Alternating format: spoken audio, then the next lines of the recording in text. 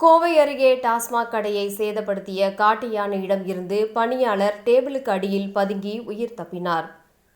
கோவை மாவட்டம் மேற்கு தொடர்ச்சி மலையை ஒட்டிய தடாகம், கணுவாய், நஞ்சுண்டபுரம் பகுதியில் வனவிலங்குகள் நடமாட்டம் அதிக அளவு உள்ளது. வனப்பகுதியிலிருந்து வெளியேறும் காட்டு யானைகள் ஊருக்குள் புகுந்து பல்வேறு சேதங்களை விளைவித்து வருகின்றது. இந்நிலையில் கணுவாய் பாப்பநாயக்கன் பாளையம் செல்லும் வழியில் டாஸ்மாக் கடை ஒன்று இயங்கி வரும் நிலையில் இன்று அதிகாலை சுமார் 4 மணி அளவில் வனப்பகுதியில் இருந்து வெளியேறிய ஒற்றை காட்டு யானை பாப்பநாயக்கன் பாளையம் ஊருக்குள் புகுந்து விவசாய நிலங்களை சேதப்படுத்தியுள்ளது. அப்போது அப்பகுதியில் இயங்கி வரும் டாஸ்மாக் கடைக்குள் புகுந்த யானை பொருட்களை சேதப்படுத்தியுள்ளது. யானை வருவதை தெரிந்து கொண்டு அங்கேயே தங்கியிருக்கும் ஊழியர்கள் கடைக்குள் பதுங்கியிருந்து உயிர் தப்பினர். அதில் ஒரு ஊழியர் மேஜைக்கு அடியில் பதுங்கி உயிர் தப்பியுள்ளார்.